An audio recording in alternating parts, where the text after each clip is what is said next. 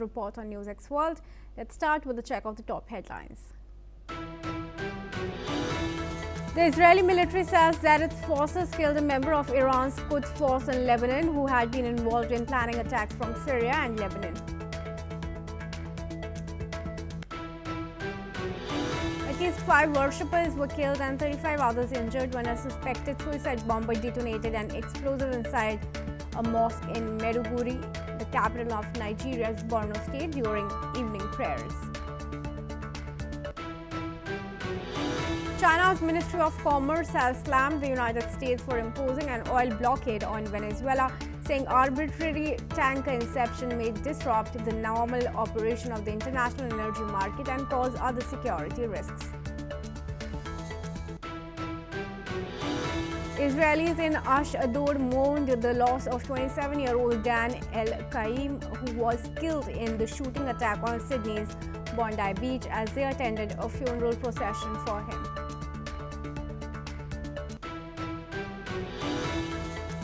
Russian Foreign Ministry spokeswoman Maria Zakharova says that Russia sees slow but steady progress in peace talks with the United States on Ukraine and alleged that Western European powers were trying to torpedo the progress. Pope Leo calls for peace in all the war-struck parts of the world in his maiden Urbi et Orbi address from the ramparts of the Vatican City. Authorities say U.S. immigration agents were involved in a shooting in Glen Burnie, Maryland during an operation targeting 2 men alleged to be in the country illegally. Officials say the driver rammed ICE vehicles and drove at agents, prompting gunfire. 14 countries, including France, Britain and Germany, condemned Israel's approval of 19 new settlements in the occupied West Bank, warning the move undermines peace efforts and prospects for a Palestinian state.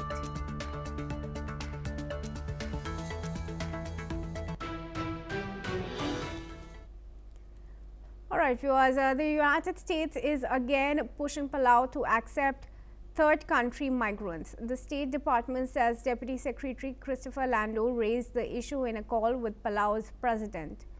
The proposal follows an earlier rejection by Palau's lawmakers who said they cannot accept asylum seekers from other countries. Washington says the plan would involve people with no known criminal histories. President Trump argues the policy strengthens U.S. security, but rights groups have raised due process concerns. Religious leaders have also criticized the deportation drive. A U.S. judge has now signaled limits on sending migrants to countries with which they have no ties.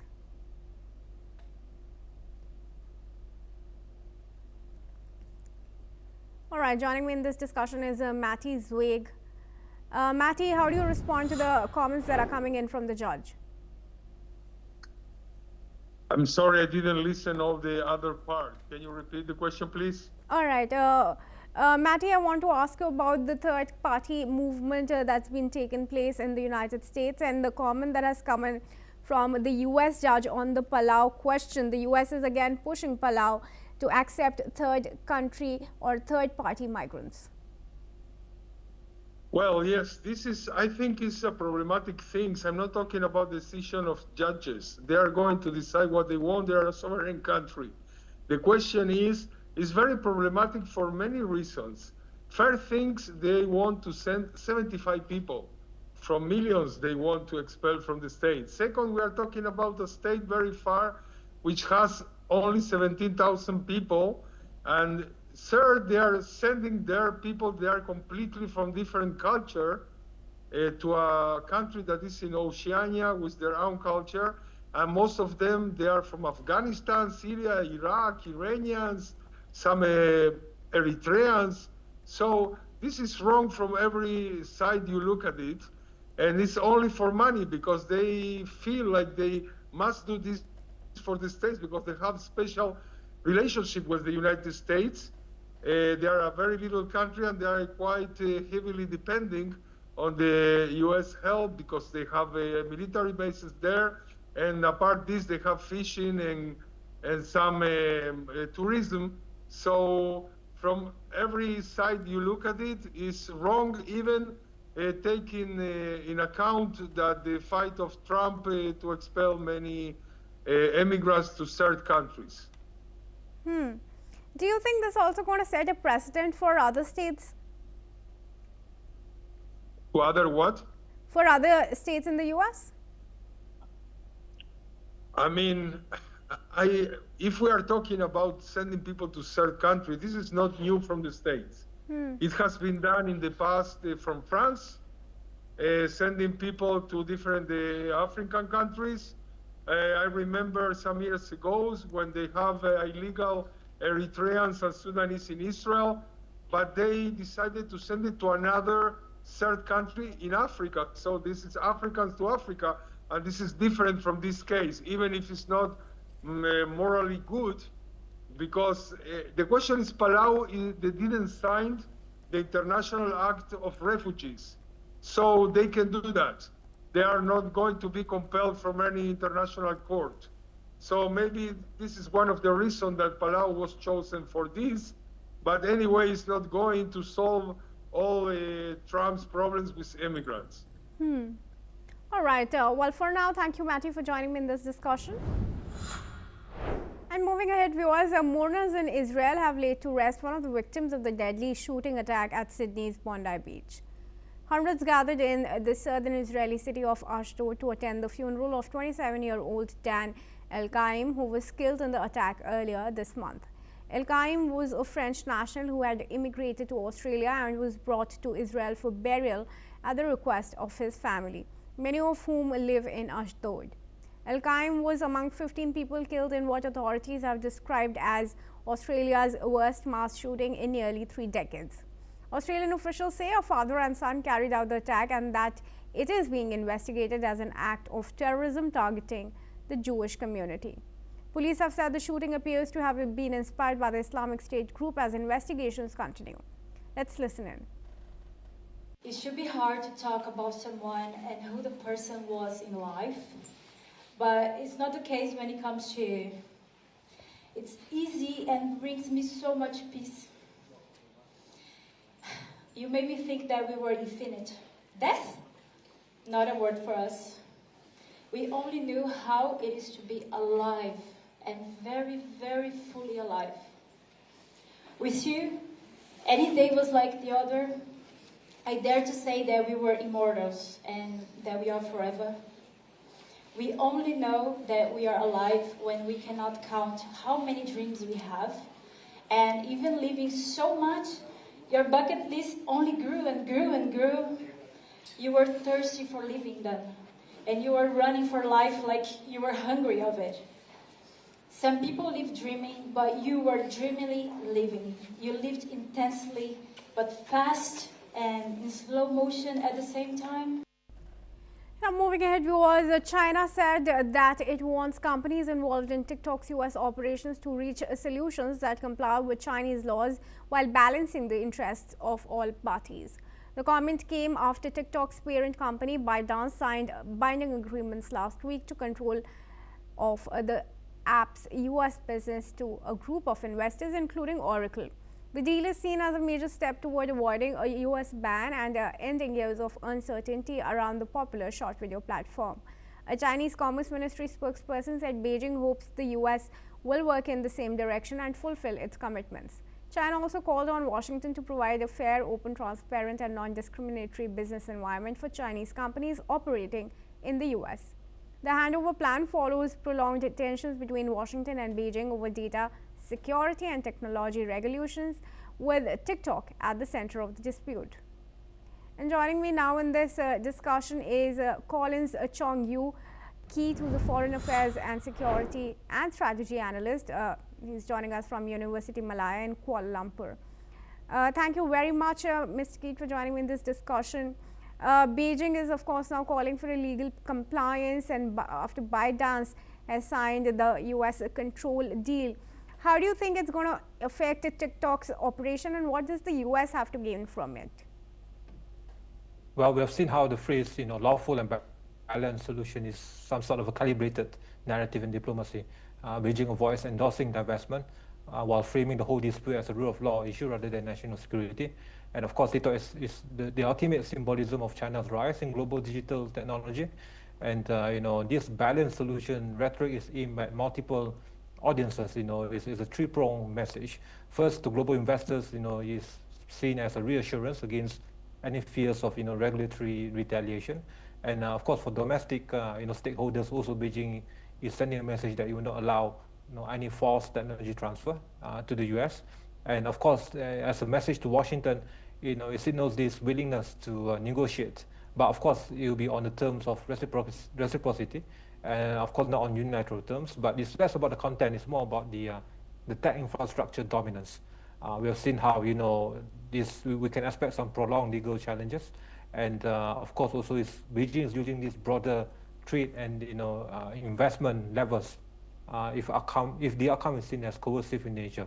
So it's no longer a corporate deal. Of course, it has this geopolitical dimension, the frontline battleground between both nations, and of course being used as a pretext by both sides to enhance or as a added factor for this whole notion of containment of the Chinese technological dominance. And Washington is expected to continue that stance, and how we have seen also internally for the US, he has managed to consolidate its own technological dominance by synergizing its various high-tech AI firms and digital firms under the Trump administration. So I foresee that it's going we are expected to see more of this for the next couple of months now, and especially for next year. And how do you think it's going to affect TikTok's operations in the US, and how much of a cutting back will it have to take as far as the restrictions are concerned? I don't see that to have this profound effect on the operations of TikTok in the US, now that we have seen how the willingness by the Trump administration to have this kind of negotiations on the way forward. And of course, Beijing wanted TikTok to continue to operate, albeit with these newfound norms and regulations, and and both sides will have to come to an agreement as to the controlling stake. Now that we have seen how the US will still maintain the need for it to control the higher stakes on TikTok, and that and of course to address the elephant in the room in terms of the national security issue, in terms of the any kind of access or backdoor access by the elites in Beijing for TikTok. Of course, we have seen denials on this part, but for the US, TikTok is needed for various reasons, and at the same time also we need to balance with these national security fears. And for now, in terms of these processes, I don't see that to affect the operations that much. Both sides will want to have this mutually beneficial outcome, and of course also this will again be used as a continuous lever, as a continuous factor for both sides to consolidate their own stance on this matter. But moving forward, I think both sides realize also the need to not let this affect the ultimate operational outcome for TikTok in the US in the long run. All right. Thank you for your comment there, Mr. Keith, but do continue to stay on with us. Moving ahead, viewers, in a recent press conference held at Beijing, the spokesperson for the Ministry of National Defense has hit back at the media outlets, saying that the People's Liberation Army has full capacity and unwavering will to defend national sovereignty and smash any Taiwan separatist forces.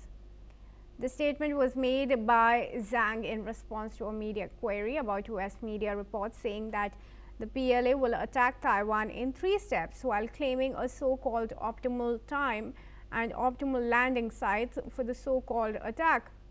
According to media reports, the so-called US-Taiwan Defense Industry Conference 2025 was recently held in the US as the two sides discussed about R&D and production of weapons and more US arms sales to Taiwan.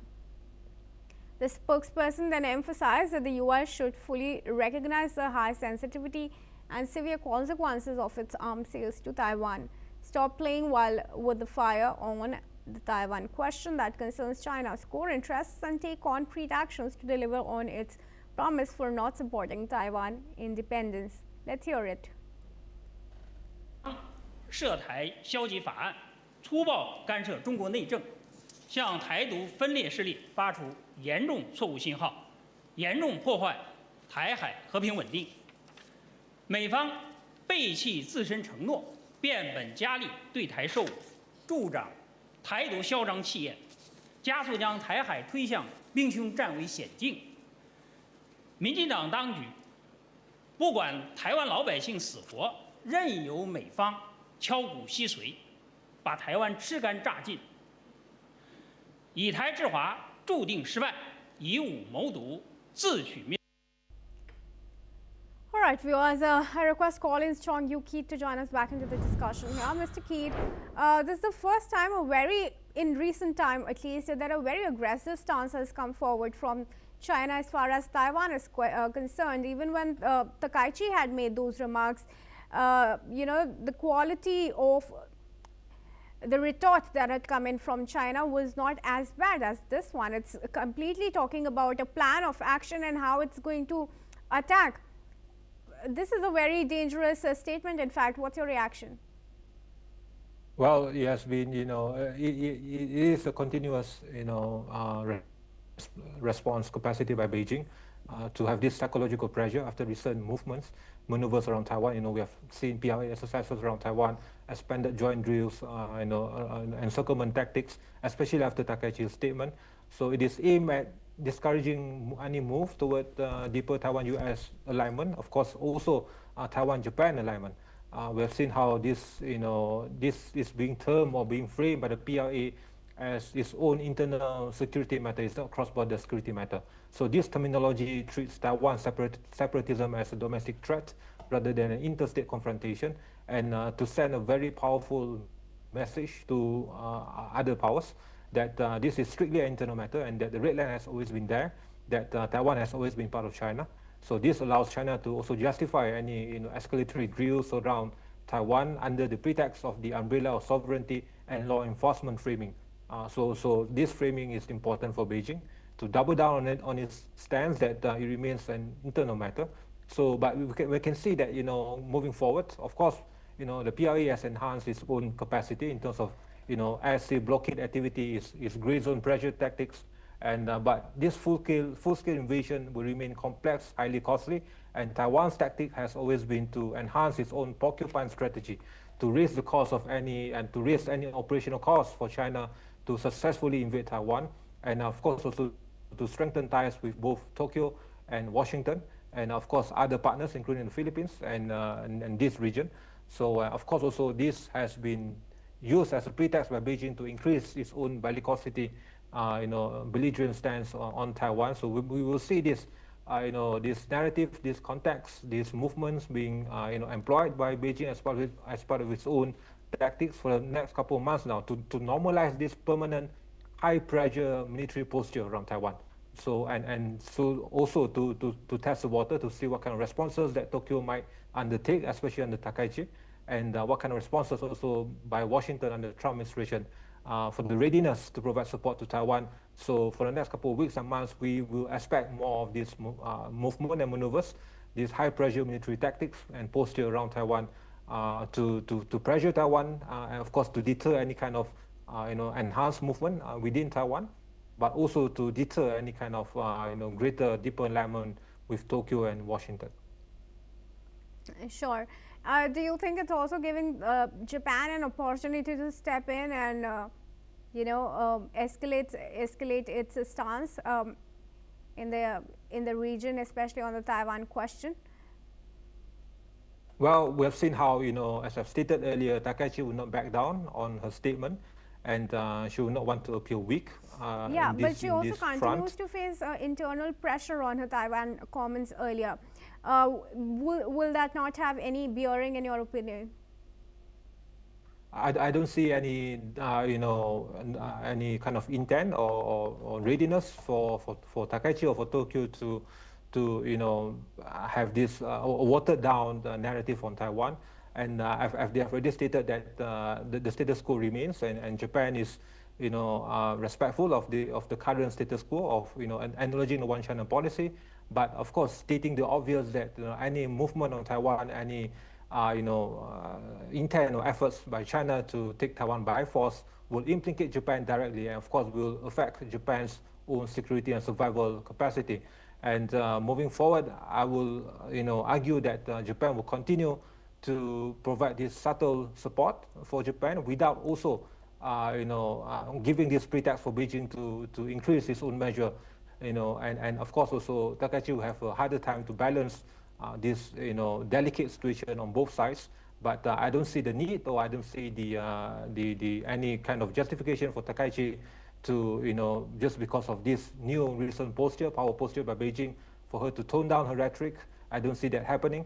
And for what it's worth, also we have seen how the recent domestic support for her stance has been increasing, and there's this compelling need for her to ensure that Japan has been direct and is acting within the norms of the international law to protect the own survival and sovereignty of Japan, as well as to ensure that the East Asian region remains stable, and of course also without the need for Beijing to increase the tension or the heat here. So I'll see that this will continue to remain so for the next couple of months now. All right. Thank you very much, Collins, for joining me in this discussion. And moving ahead, viewers, let's tell you that in some tragic news, a suspected suicide bomber detonated an explosive inside a mosque in Maiduguri, the capital of Nigeria's Borno state, killing at least 5 worshippers and injuring 35 others. The blast struck the Al-Adam Mosque around 6 p.m. local time yesterday, when people had gathered for evening prayers. No group has claimed responsibility so far. Meanwhile, police has confirmed the casualty figures, assuring that bomb disposal teams have secured the area. The attack comes amid ongoing security concerns in Nigeria's northeast, where Boko Haram and its ISWAP faction have carried out years of deadly attacks on civilians, markets and places of worship. Additionally, Borno State Governor Babagana Zulum has strongly condemned the bombing, calling it barbaric and inhumane. He has also urged increased vigilance at places of worship and public spaces, especially during the festive season, and offered condolences to families of the victims. Cikin Maiduguri ya jima wannan abun a sakiyan iya abin da ya kama zuwa custom zuwa haka cikin gari wannan abun bai taba baruwa ba a cikin masallaci bom ya tashi, sai dai daga su irin su muna su abin nan ne abun yake faruwa, shi din ma a baya ne, amma zuwa yanzu kam wannan abun a cikin gari bai taba faruwa. A gaskiya yanzu akwai jin tsoro, saboda yanzu fashewa wannan abin da ya faru kuma da mun kusa da mu wannan mun ji tsoro, kuma Allah ya kiyaye na gaba, Allah ya tsira haka. Ana roƙon gwamnati ya dauko mataki ya sa tsoro sosai, a duba inda ake sallah, a san suwaye za su shiga su yi sallah a ciki. Don haka muna roƙon Allah ya tsira haka, Allah ya sa kare sake faruwa iri wannan. Shine addu'a. And before we wrap up this bulletin, viewers, Pope Leo has used his Christmas Urbi et Orbi message to call for an end to wars across the world. Speaking from the balcony of St. Peter's Basilica to thousands gathered in Vatican City, the Pope appealed for peace and dialogue amid ongoing global conflicts. He lamented political and military violence in Ukraine, Sudan, Mali, Myanmar, and along the Thailand-Cambodia border. Referring to Ukraine, the Pope said people there continue to be tormented by violence as Russian forces threaten key eastern cities. Pope Leo urged all parties to silence their weapons and find the courage for sincere, direct, and respectful dialogue with the support of the international community.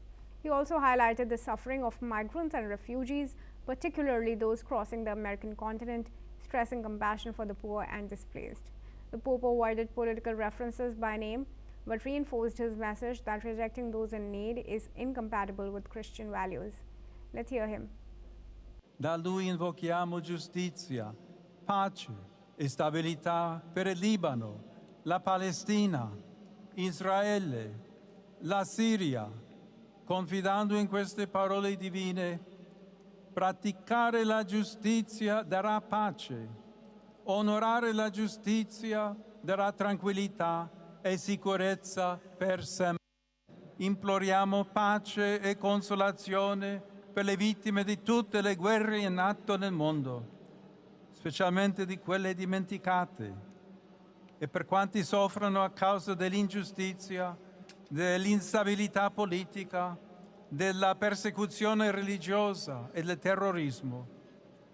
Ricordo in modo particolare i fratelli e le sorelle del Sudan, del Sud Sudan, del Mali, del Burkina Faso e della Repubblica Democratica del Congo. Il bambino Gesù ispiri quanti in America Latina hanno responsabilità politiche, perché nel far fronte alle numerose sfide sia dato spazio al dialogo per il bene comune e non alle preclusioni ideologiche e di parte. Al Principe della Pace domandiamo che illumini il Myanmar con la luce di un futuro di riconciliazione, ridoni speranza alle giovani generazioni, guidi l'intero popolo birmano su sentieri di pace e accompagni quanti vivono privi di dimora, di sicurezza o di fiducia. That's all we have time for. Do keep watching NewsX World for more updates from around the world.